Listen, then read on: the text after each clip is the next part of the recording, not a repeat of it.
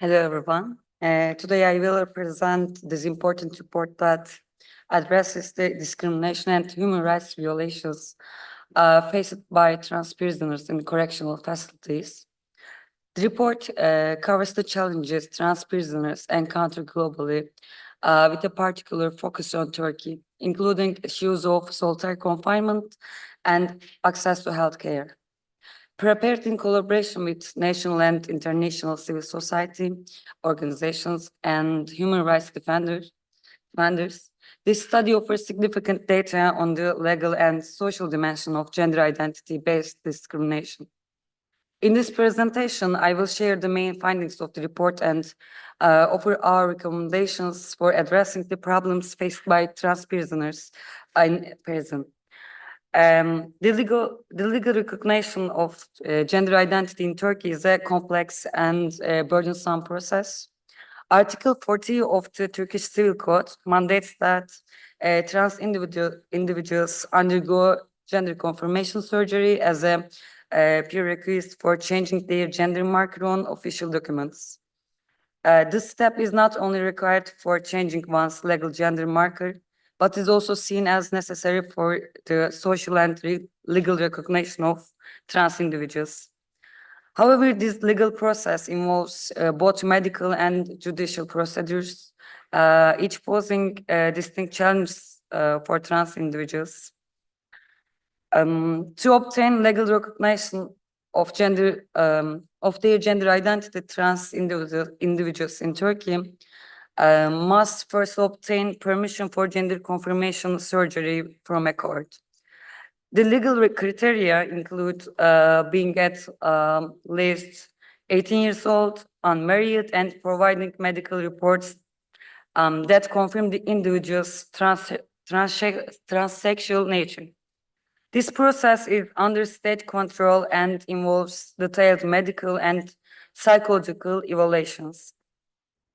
To obtain court permission for gender confirmation, trans individuals must provide an official medical report stating that gender confirmation is necessary for their mental health. This report is issued following a psychiatric evaluations at a state hospital where individuals must be deemed fit for surgery. After receiving court approval, individuals undergo hormone therapy and eventually receive permission for gender confirmation surgery. However, performing such surgeries, especially procedures like phalloplasty, is particularly challenging in Turkey due to the limited number of qualified surgeons. These surgeries are both costly and risky, and without completing them, trans individuals are unable to change their gender marker on official documents. Turkey does not provide legal recognition of gender identity without gender confirmation surgery. These legal requirements significantly restrict individuals' ability to express themselves both socially and legally.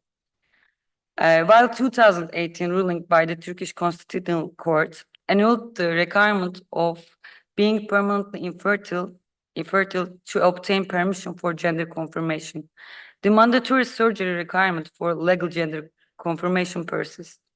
This requirement remains inconsistent with Turkey's obligations under the European Convention on Human Rights and international human rights standards.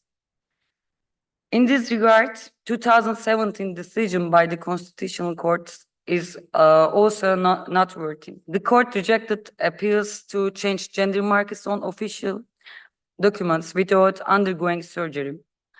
According to Article 152.4 of the Constitution, no appeal may be made on the same grounds for 10 years following a substantive rejection by the Constitutional Court.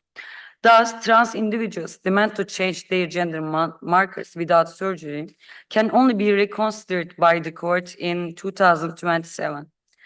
This legal barrier effectively forces trans individuals to undergo surgery to obtain legal recognition, violating their fundamental human rights. This decision has left Turkey lagging far behind international standards. The European Court of Human Rights, in its ruling in AP Garçon and Nicot versus France, that requiring individuals to undergo surgery for legal gender recognition violates the principles of bodily autonomy and self-determination.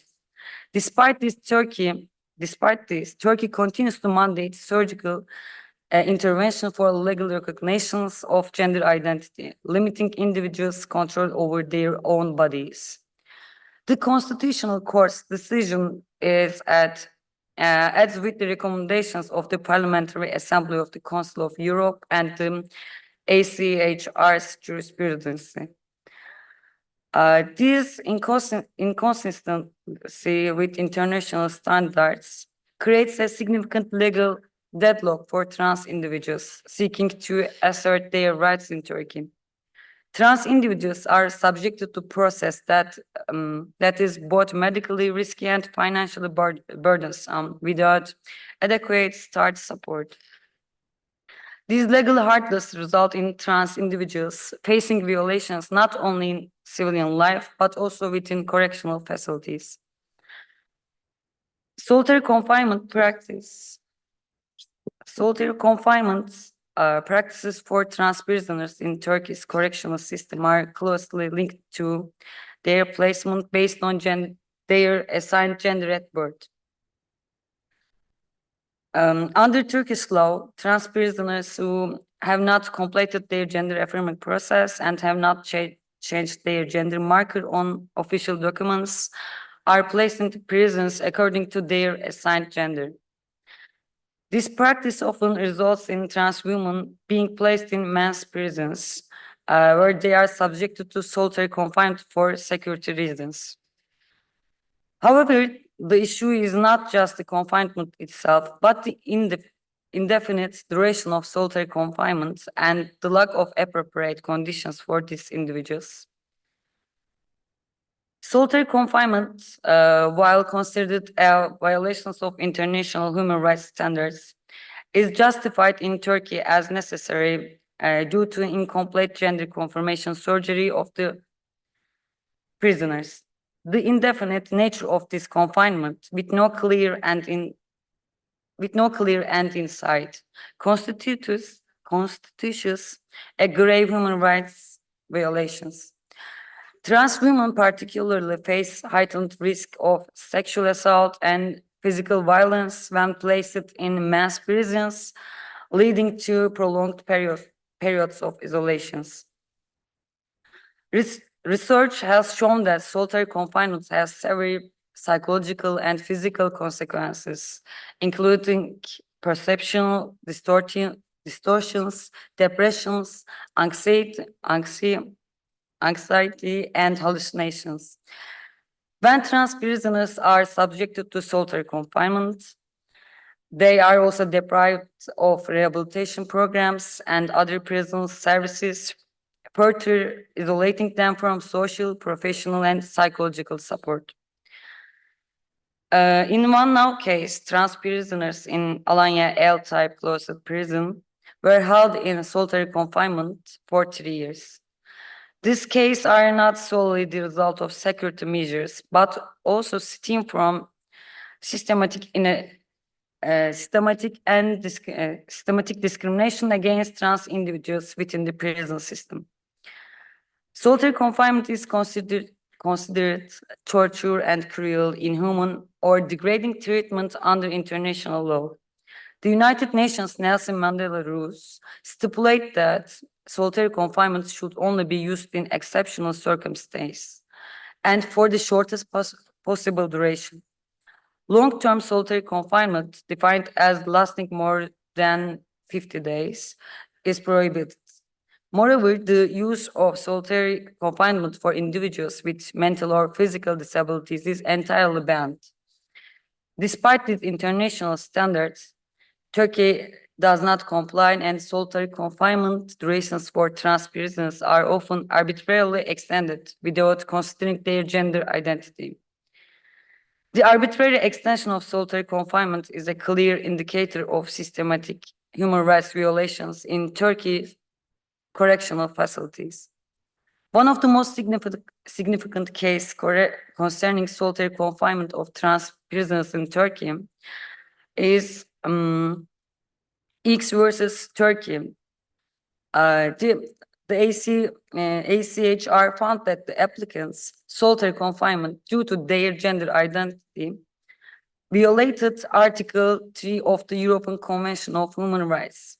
The court ruled that solitary confinement based on gender identity is a violation of human dignity and has irreversible negative effects on the individual's physical and mental health. Despite this ruling being over 10 years old, the issue of solitary confinement for trans individuals and the broader LGBT plus populations remains an unresolved and pressing human rights concern. In addition to solitary confinement, trans prisoners in Turkey face significant barriers in accessing healthcare. Trans prisoners' access to healthcare is complicated by both their status as prisoners and their gender identity. As trans prisoners challenge the binary gender categorization upon which most correctional systems are based, they are subjected to double punishment. Their unique healthcare needs, including hormone therapy, access to gender confirmation surgeries, and other specialized medical care, are often unmet due to the lack of knowledge or training among prison healthcare staff. Trans prisoners frequently encounter obstacles in receiving basic and necessary medical treatment. And this situation is exacerbated by the lack of training among prison staff regarding trans-specific healthcare needs. Access to hormone therapy, diagnostic procedures, and gender confirmation surgeries is often delayed or completely denied. There is no consistent policy across Turkish prisons regarding the provision of hormone therapy. In some facilities, trans prisoners are denied access altogether, while in others, excessive amounts of hormone medication are prescribed without proper medical supervision.